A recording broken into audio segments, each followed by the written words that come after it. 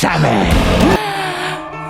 We're gonna kill every last one of you. From the depths of sin and ambition, a figure rises whose very name chills the spine. Don't cry. Remmick, an Irish vampire who strides through the shadowed cotton fields of sinners, 2025, with a grace as cold as steel and intentions darker than midnight. Tonight, we peel back the shadows to reveal the anatomy of his villainy, layer by layer, until we stand face to face with the question, what truly makes him one of the most compelling antagonists of our time? Before we start, here's a breakdown of the movie.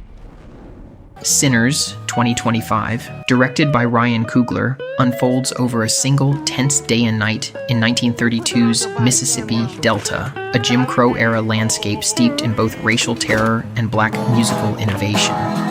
It follows Elijah Smoke Moore and Elias Stack Moore, both are played by Michael B. Jordan, are World War I veterans who steal money and materials from Al Capone's Chicago operation to fund their dream of a music venue back home. They convert a shuttered sawmill into a lively juke joint, inviting family and local talent. But underlying tensions of race, poverty, and trauma simmer beneath the dancing lights. Their cousin Sammy, a gifted blues musician, joins them, defying his preacher father's warnings about sinful music.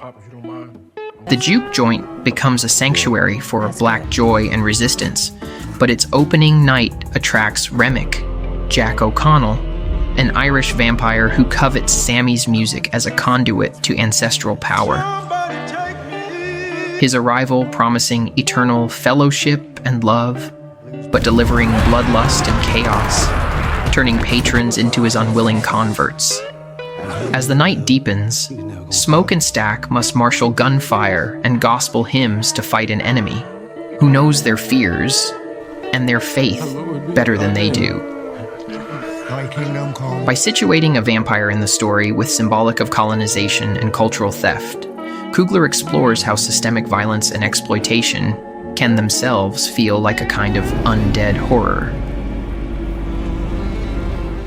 Kicking things off, here's our first category: personality, how captivating, memorable, and commanding Remmick is through traits like charisma, presence, and intimidation.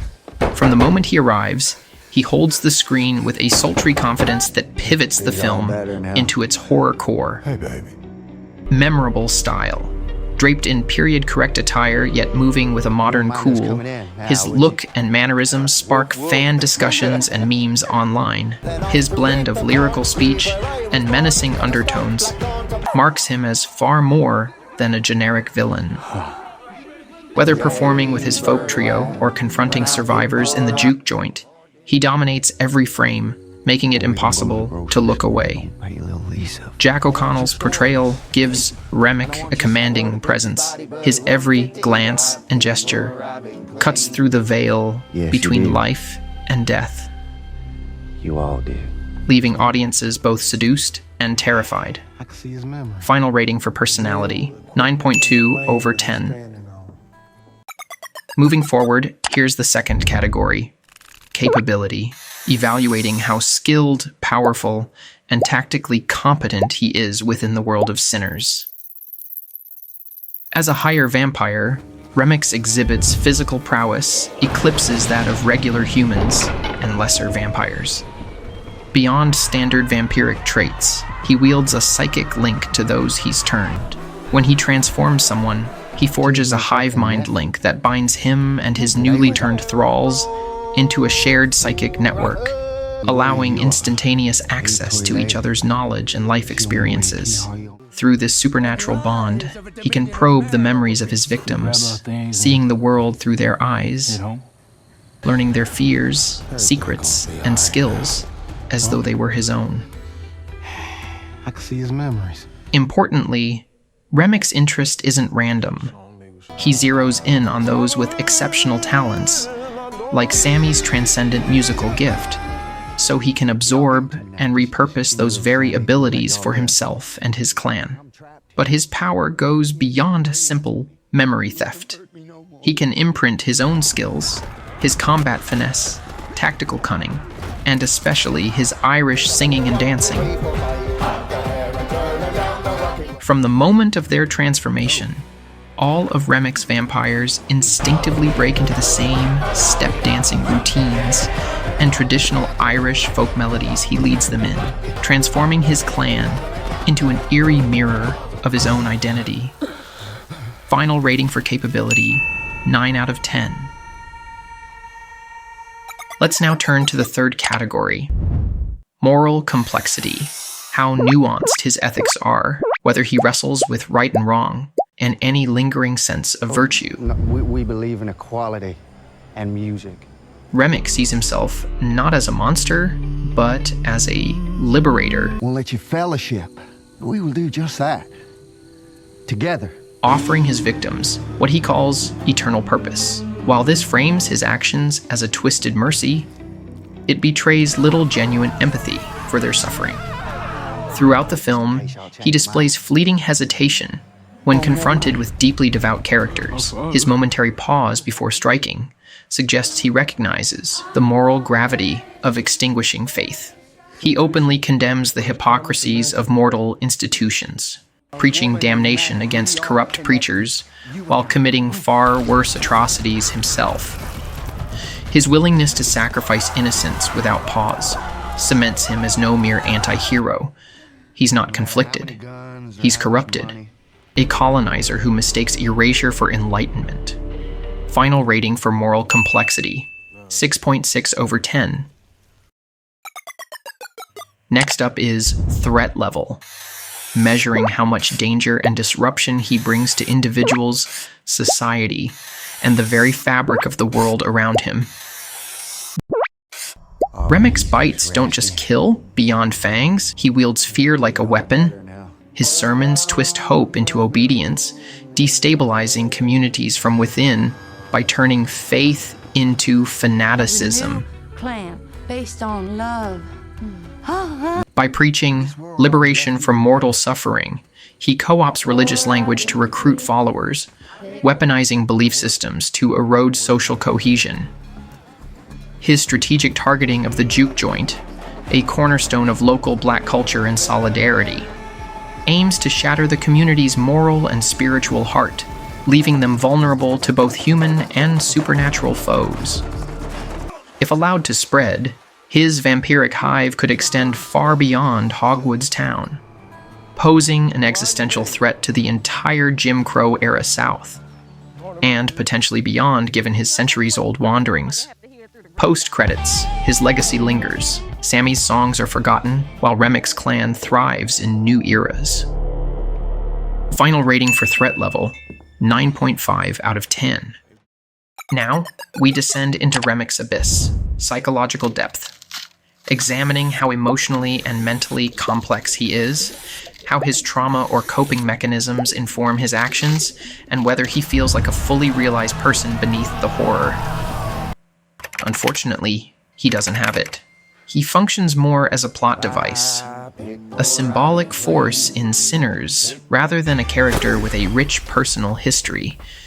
His lack of concrete backstory isn't an oversight so much as an intentional choice. He's meant to embody broader themes, the predatory nature of cultural exploitation, the corrosion of faith, the hunger of colonial power, rather than exist as a tragic figure with individualized trauma. However, there's a scene in which Remmick sneers that Christians took his father's land. The man who stole my father's land forced these words upon us. A throwaway barb that suggests a personal grievance. But the film never elaborates on whose land, when it was lost, or under what circumstances. Based on history, America despised the Irish. During the Great Famine, millions of Irish tenant farmers were evicted by mostly Protestant landlords, often with tacit church support, fueling generational bitterness. He may be referencing an event in his own life, or just an acquired knowledge from his converted vampire's own history. While we can only speculate, Remmick's unique skill suggests that his mind is a museum of stolen selves. a place where his original identity was long ago erased, making room for the voices and mannerisms of the cultures he plundered. Final rating, 2.5 out of 10. Let's examine the fifth category, motive/goals. How clear, compelling, and story-driving his desires are, and how they challenge the heroes and underscore the film's deeper themes. Remmick's primary aim is to possess Sammy's unique musical gift, believing that by consuming and assimilating that talent, he can reconnect with his own ancestral music of the soul.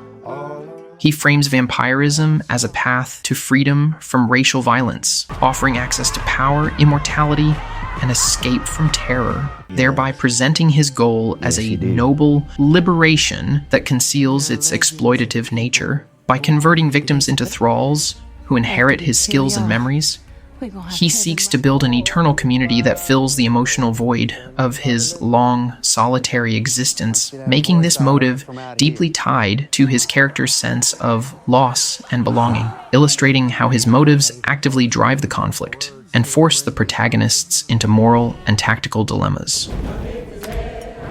Final rating, 8.7 out of 10.